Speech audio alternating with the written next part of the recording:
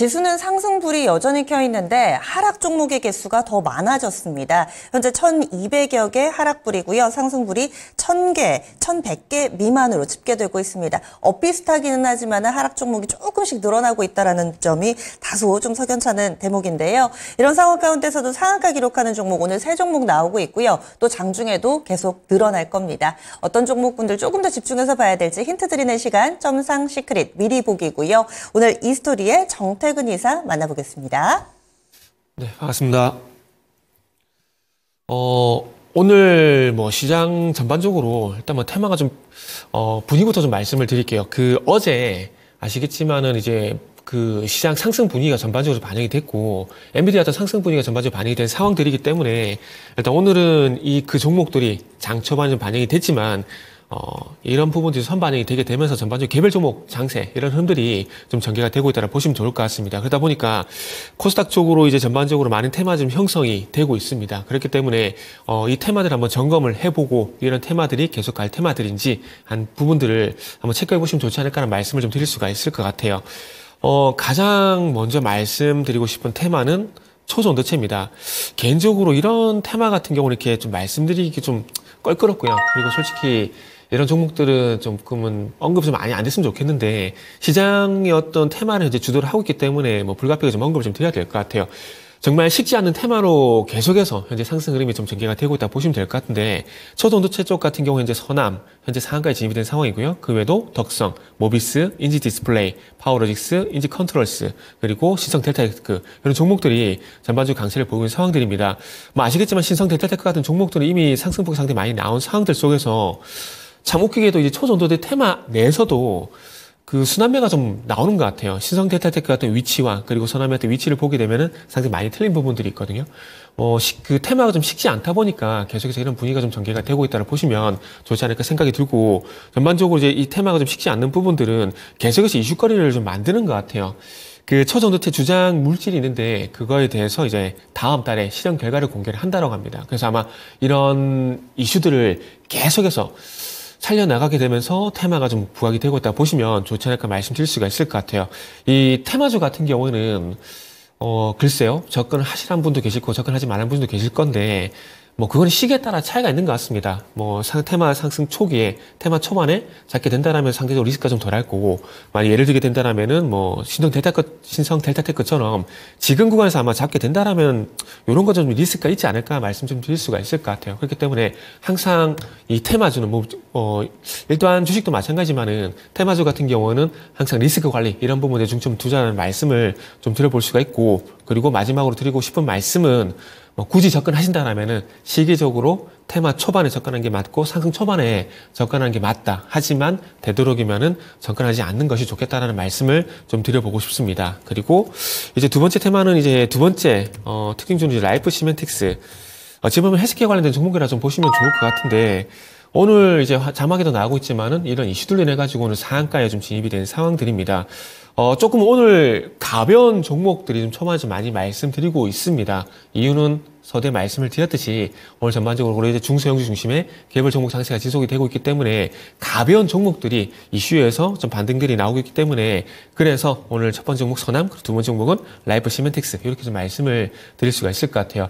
지금 자막에도 나오고 있지만은 진단보조 소프트웨어 임상 성공했다는 뉴스가 나오게 되면서 상한가에 좀 진입이 됐는데 보통 이제 라이프 시멘틱스 정도의 시가총액이라면 이런 뉴스에 충분히 상한가에 진입이 될 수가 있는 부분들이 있고요. 그리고 중요한 것은 시장 전반적으로 개별 종목 장세가 진행이 되고 있다는 부분들을 보게 된다라면은 충분히 이런 반응이 나온다는 볼 수가 있을 것 같습니다.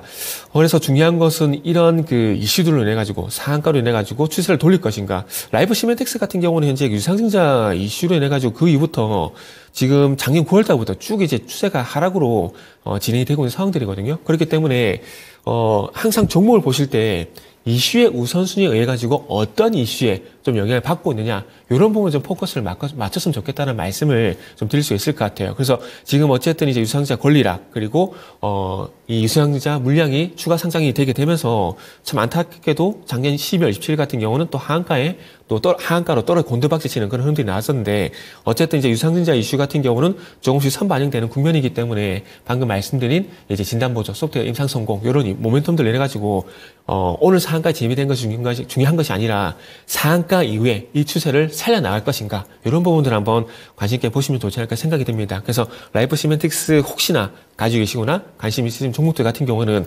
유상증자 이슈를 이 진단보조 소프트웨어 임상 성공 이슈로 인해가지고 뒤집는지 그 여부를 한번 보시라는 말씀을 좀 드려보도록 할게요.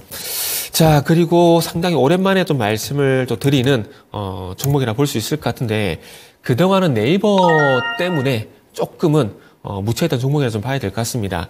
카카오 좀 말씀을 좀 드리려고 하고 있는데요. 분기 최대 실적을 시전을 했고 그리고 연간 최대 매출이 8조 원을 돌파했다는 뉴스가 나오게 되면서 장 초반에 오늘 흐름이 상당히 좋은 흐름들이 나타나고 있는 상황입니다. 장 초반에 11%가량 상승이 나왔었다가 지금은 8%가량 상승 흐름이 전개가 되고 있고 아래쪽을 보게 된다라면은 이 거래량도 상당히 동반이 되게 되면서 긍정적인 흐름이 나오고 있는데요. 근데 중요한 것은 오늘 흐름만 볼 것이 아니라 저는 개인적으로 카카오가 이제 돌파가 돼야 할 가격대가 어디냐 보게 된다면 7만 원이라고 좀 말씀을 좀 드려보고 싶어요.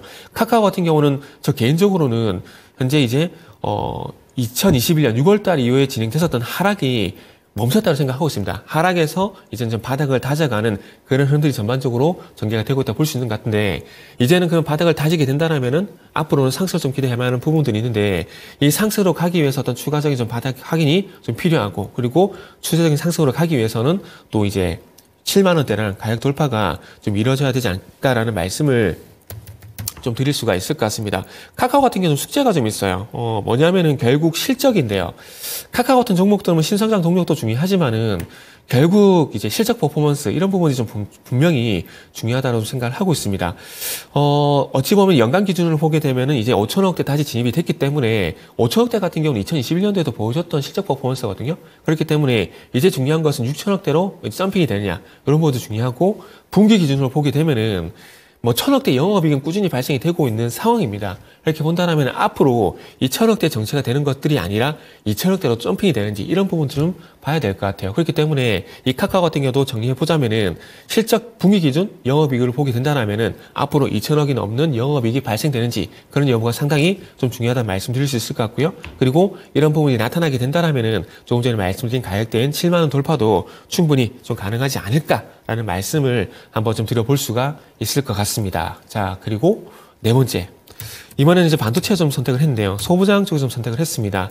이 반도체 스크러버를 생산하는 기업이라 좀 보시면 될 것 같은데, 장 초반 대비해서는 이제 상승폭이 좀 많이 축소가 됐어요. 17%가량 상승이 나왔었다가 7%가량 상승폭이 좀 축소가 된 모습들이 전개가 되고 있는데, 이 부분은 아무래도 오늘 전반적으로 반도체 섹터가 장 초반에는 좀 좋은 흐름을 보였었다가 이제 개장하고 난 이후에 힘이 좀 빠지다 보니까 아마 이런 흐름들이 나오고 있는 것이 아닌가라 좀 볼 수가 있을 것 같습니다.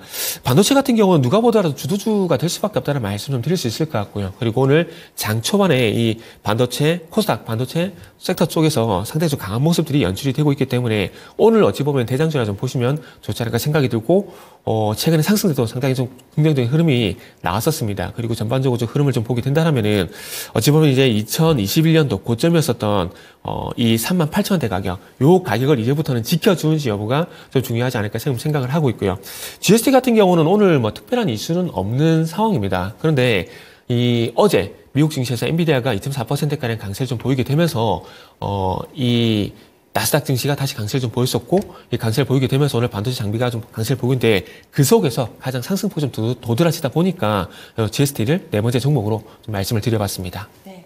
그러면 종목 오늘은 4개까지만 보겠습니다. 나머지 이야기는요, 점상 시크릿에서 이어가 드리도록 하겠습니다. 유튜브 토마토 증권통 들어가 보시면은요, 지금 정태근 이사와 함께하는 점상 시크릿 본방송을 계속 함께 하실 수 있고요. 이 어떤 종목군 얼마에 접근할지 또 투자 팁 구체적으로 알려드리니까 많이 관심 가져주시기 바라겠습니다. 지금까지 다양한 투자 판단에 대한 도움 말씀드렸습니다. 종목의 상승 하락을 보장하지는 않습니다. 남은 시간도 조금 더 집중해 보시고요. 전 여기서 인사드리죠. 함께해 주신 여러분 고맙습니다.